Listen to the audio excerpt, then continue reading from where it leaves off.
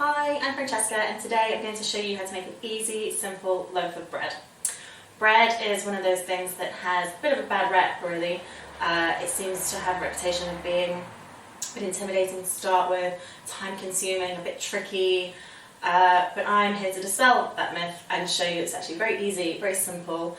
It doesn't take as long as you think. Most of the time spent making bread, you're not doing anything, it's just sat, you're letting the bread do its own thing when it has its rise. It's very little hands-on time, and it's very easy to do, it's very delicious, and I'm going to show you how to do it now. Bread, real bread, consists of 4 ingredients: flour, yeast, salt and water. It can't be made without those 4 ingredients. You can add other things in for flavour or for texture, but we're just going for a very standard loaf of bread. So this recipe makes a 500-gram loaf, and for that you need 250 grams of strong white flour. You need yeast. So if you're using quick action dried yeast, you need 7 grams or one of those sachets. If you're using fresh yeast, you need about 15 grams, and what you need to do is crumble it into a little bowl with a tiny bit of the water from the jug that we have here, and just a tiny little smidgen of sugar, and you need to mix it up into a paste and leave it for a couple of minutes just to let it get frothy, and then you know that it's lively and it's active. If you're using the quick yeast, the quick action yeast, which is what I'm using here, you can just put that straight in with the flour.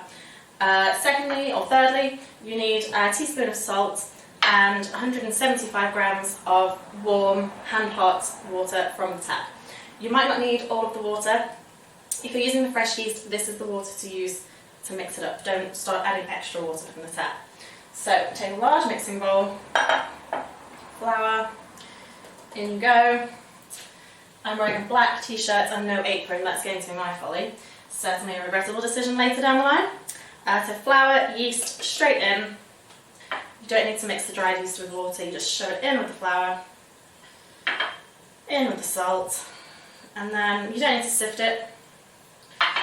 But the best thing that you can do then is just give it a quick mix, make sure that it's all nicely distributed here in this bowl. There we go. Lovely. So if you get a wooden spoon, just kind of make a bit of a hole, a little bit of a well in the middle, and pour, I would say, 3/4 of the water in there. And get your wooden spoon in. Let's get the water distributed around the flour. You just want to bring it all together in just sort of a kind of shiny dough to begin with.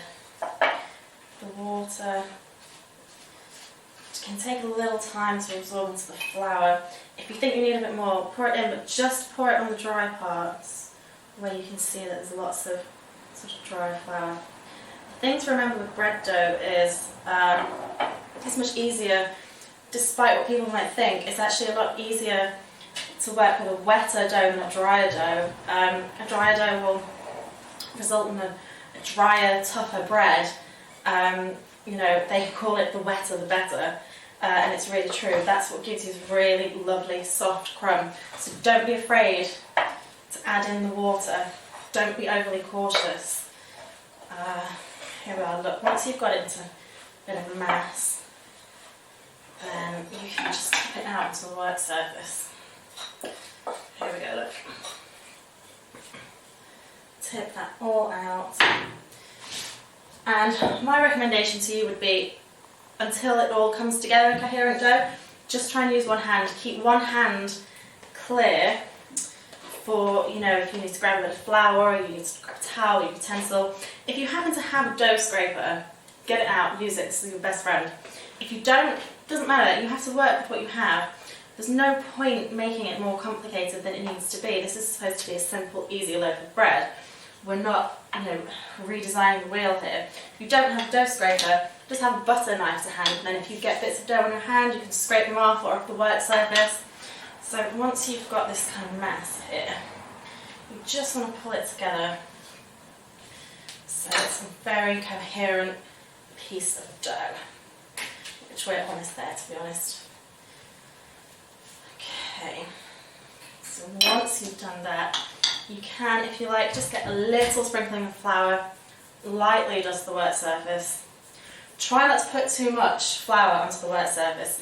It can help when you're at this early stage of pulling the dough together, But every bit of flour that you put onto the surface is then going to get into the dough. So you're changing the quantity of flour within the bread. You're changing the ratio of flour to water. So try not to put too much on the wet surface. If you find that your dough is quite sticky, you think you might have put a bit too much water in, just keep working it, just keep kneading it. Try to resist the temptation to start adding more flour in. If you have a mixer like this with a dough hook, I don't know if you can see this here, but if you have a mixer with a dough hook, sling it in there, make your life easy for yourself. If not, and I'm going to do it by hand, you need to knead it for maybe 8 to 10 minutes. I know you sort of watch programs like Bake Off and again get overly cautious and you think, oh, I can't overwork the dough or overknead the dough. It's very difficult to overknead a loaf of bread. It really needs, and when you're kneading, don't be feeble, no sort of pushing it around like this, softly. You really want to get in there with this palm of your hand here, down at the heel of your hand. Push it in and then roll it back with your fingers. Push it in and roll it back with your fingers. Make the dough work. That's what develops the gluten. That's what gives it that lovely, soft, airy texture that you're looking for in a loaf of bread. So if you're doing it in a mixer, give it maybe 5 minutes, but check on it. Make sure, again, it's not just sort of feebly swirling around. It needs to be moving. It needs to actually be doing something. And if you're doing it by hand, you want to go for 8 to 10 minutes. Ideally on a work surface that's slightly higher than this. It's not that easy bending down. Actually, I think I'm just going to move this glass of water out of the way. You don't want any spillages. So, yes, get kneading. So I think on yeast, if you use the fresh yeast, you can just go to the supermarket and you go to the bakery counter and ask them, can you buy some fresh yeast? It's very cheap. It's about 20p for 50 grams, which you'll get 3 or 4 loaves of bread out of that. It doesn't last very long in the fridge though, so if you're not going to use it quickly, you should freeze it. Weigh it into its little batches first and then sort of wrap it in some cling film and it's Tupperware in the freezer. And it will last there for a few weeks.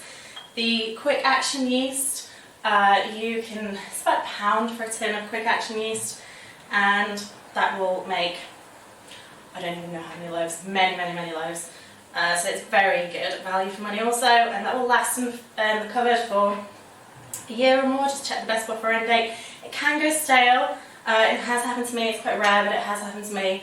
So if you've had your yeast for a while and you want to be sure that it's working before you actually get to this point of committing to a loaf of bread, you don't want to go through all this work and then find out that your yeast is no good. So if you have had it in the cupboard for a while, just get a little bit, as with the fresh yeast, just get a little bit of the yeast, put it into a cup or a bowl with a tiny bit of sugar and some water, just give it a mix, leave it for a few minutes, and yeast that's healthy and alive will start bubbling up and frothing. That's how you know that you're good to go. Okay, so when you know you're there, it's springing back when you push it, yeah, it's springing back. What you need to do is, back to your bowl, just discard any sort of bits of flour, bit of sort of rubbishy bits that you don't want them contaminating your lovely soft dough. Get some oil, anything, I just use sunflower oil, just something flavourless, pour it in there, and see what I mean, like working with what you've got. This is my pastry brush, it has no handle, it's very messy indeed, but that's all I've got, so that's what I work with. Brush the oil around, put the dough into the bowl, sort of turn it over a bit so it gets coated in oil, and then you want a magically pre-prepared piece of cling film that's lightly oiled on the inside. Just put that over the top. That will stop it from getting dry, and as it rises, will stop it from sticking to the cling film. So you want to leave that for approximately an hour. What you're looking for is for the dough to double in size. Depending on the temperature of the room, depending on the hydration of the air, of the dough, it can take an hour, it could take as long as 2 hours. Just leave it at least an hour, come back, check it, but what you're looking for is double in size. Okay, once your dough has doubled in size, it's now time to get it ready for the tin. So, just before you take it out of the bowl, get your tin and similar as to you did with the bowl, just get a little bit of flavourless oil. I normally just use sunflower oil and just, brush it inside the tin to prep it. Get your dough. Here we are, look. You can see that it's ready. It's double in size. You can see these air bubbles here. You can feel the texture's taken on a really light, airy, sort of springy texture. That's sort of really lovely. So what you need to do now is just sort of throw it down, and you need to knead it for about 30 seconds. This is called knocking it back, or knocking back. So just knead it very quickly, sort of 20-30 seconds. That, I know it seems counterintuitive, but that knocks out some of the air that has just risen within the bread. But because you're going to give it a second rise, you need to knock some of that air out to kind of control the shape and size of it. So here we are, that's good. But you can feel this dough so soft and silky. So put it now. This is the hard part. This is the only hard part, is the shaping to go into the tin of this. But the best way that I've found to do it is you just sort of get your dough sort of flat and rectangular. I don't know if you can see what I'm doing from here. So get your dough, and then you need to fold it. They call it a letterbox fold, but I always think that's a confusing, ambiguous term. Fold over the top, over a third, and then do the same with the bottom. Fold it over to a third, and then turn it 90 degrees, sort of flatten out a bit again there, and then fold in half. So there you're left with this sort of, I don't know if you can see that kind of rectangular shape. So just sort of pinch the bottom and the sides just to seal them. Get them nice and sealed there. There we go. And it doesn't look so rectangular at the moment, but what you need to do is sort of scoop underneath it and pull it towards you, but doing it by sort of giving it a drag and sort of causing some tension. And there you go. I don't know if you can see that, but you've got the sort of vague oblong shape. So into the tin that goes. There we go. And just sort of push it down, push it into the sides. Get your cling film again, put it back over the top, and leave that again to double in size. What I would do is, after maybe half an hour, switch the oven on. Put the oven on to the highest temperature it will go. Most domestic ovens will go to about 200, 210. If it goes slightly higher than that, put it up as high as it will go. About 30 minutes after resting in the tin. Another 30 minutes after that, check and see if it's ready to go in. You'll know because it's doubled in size. You'll see it started to sort of take on a loaf shape within the tin. If you happen to have one of those cast iron casserole pots with a lid that's oven proof, when you switch the oven on, put that in. Bakery ovens go so much hotter than domestic ovens, and they also have the added steam function, which is very difficult to get. You may read somewhere that you can put a tray of ice cubes on the bottom of the oven. You can do that. Ice cubes and water is better. That will give you a good injection of steam. But the best way, if you have a cast iron casserole pot, put it into the oven when you switch it on. Crank the oven up to the highest temperature. That will help get the oven hot. It will help retain the heat evenly throughout the oven. Also, when you come then to put the loaf into the casserole pot, do the first 15 minutes with the lid on. That will give you the steam. After 15 minutes, take the lid off, and then that's when it will develop the golden brown colour. But we'll come back to that. For the moment, just let it rise. So by now, your loaf should be nicely risen in the tin. Just put that to the side. I don't know if you can see this one here.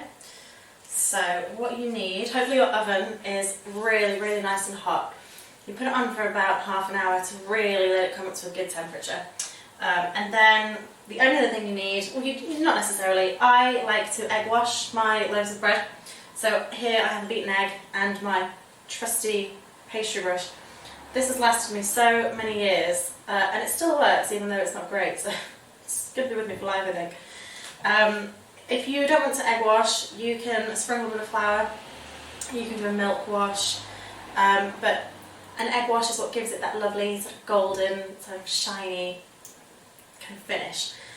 So well beaten egg, trusty pastry brush, and just do it quite gently because you don't want to put any force on the dough at this point. You've just spent all this time getting a nice light airy dough, so don't put any pressure on the dough.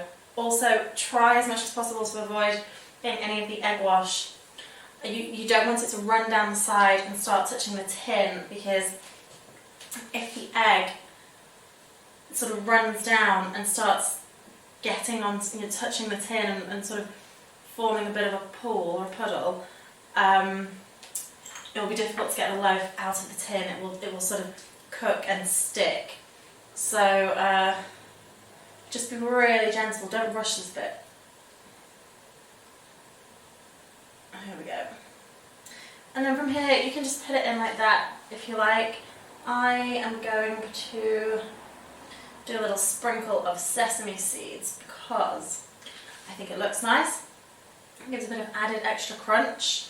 And one of my favourite things is I love a slice of toast with honey, and I think the honey, salted butter, honey, the butter's all melted. It's really delicious, and that goes really nicely with the taste of the sesame. So I'm just going to sprinkle some mixed sesame seeds on here. And then I am going to put this in the oven for 15 minutes in my casserole pot, which I don't have here. I can't show you, it's in the oven getting hot. So 15 minutes with the lid on. That creates the steam, that gets the lift. Then take the lid off for the remaining sort of 15-ish minutes, 10-15 minutes, and that's what gives it the lovely sort of golden brown colour. So once your bread is out of the oven in the tin, you need to check first that it's done. So you can see on this loaf here, it's golden brown. It looks like a loaf of bread. And the other way to tell is obviously wearing oven gloves. This is cooled down now, but with oven gloves, take it out of the tin and tap the bottom. I don't know if you can hear that, but it sounds sort of hollow inside. That's how you know that it's done. You can temperature probe it, but it's not really necessary. You can see on the sides, you can see the sort of even kind of lightly golden brown colour. The top is golden brown and it sounds hollow on the bottom, so you know it's done. So I would leave it for maybe 10 minutes in the tin on the rack, and then take it out of the tin and just leave it to cool down. And you definitely don't want to cut into a loaf of bread while it's still hot. It will just destroy the structure. It will go all soggy and soft. So you must let it cool down. Obviously, there's nothing nicer in the world than a really lovely, fresh, warm slice of bread, big spread of butter and some salt. Oh, it's just heaven, absolute heaven. So don't let it go stone cold. Don't waste it. This one, you can see it. It's got where it's slightly risen. I can feel that that's an air bubble. So after I'd shaped it, that's formed a bit of an air bubble, and then it's set in the oven. This is the other loaf that I made without the sesame seeds. We go through quite a lot of bread in this house, so I thought, as I'm making one, let's make two. So this is without the air bubble, so this is what it comes out like without. There's nothing wrong with it, it's just slightly higher. So anyway, once you're nicely cooled down, get yourself a knife. Sometimes it's easier to cut bread on the side rather than trying to cut through the top. So that's what I'm going to do. I'm just going to cut this end off here, and then you will see inside. And this is, look at that, oh, it's perfect. Oh, it smells so good. And that's perfect for bread and butter, or you can get a nice camembert in the oven, dip away into a nice hot runny camembert with some honey and rosemary and garlic. Have it for toast the next day. If you don't think you're going to eat a whole loaf, then what I would do is maybe cut it in half, keep half of it wrapped up in cling film and in a Tupperware, and just slice it as you go, as you need it. The other half, I would slice it up and then wrap in cling film, either very, very tightly on a couple of layers or in cling film and in a Tupperware, and put it into the freezer. Make sure that you slice it first, and then you can just go back to it. Or if you get sort of through 3/4 of the loaf and it goes a bit stale, because fresh bread, it will only last 1 or 2 days. There's a reason that you go to the supermarket and you buy bread and it has a long list of ingredients, half of which you can't pronounce. They're all preservatives designed to make the bread last longer. fresh bread will only last a couple of days. So if you get sort of most of the way through and you realise you're not going to finish it up, or it's gone a bit stale, if you've got a food processor or a NutriBullet, splits it up. Worst comes to the worst, again, use what you have, grate it into a Tupperware, all grated little breadcrumbs, and into the freezer. And then you come back later to use that. You can use it to top mac and cheese or cauliflower cheese.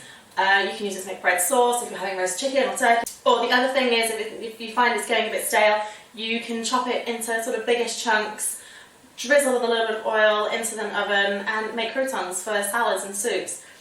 So it's definitely not done once it's no longer sort of soft and fresh.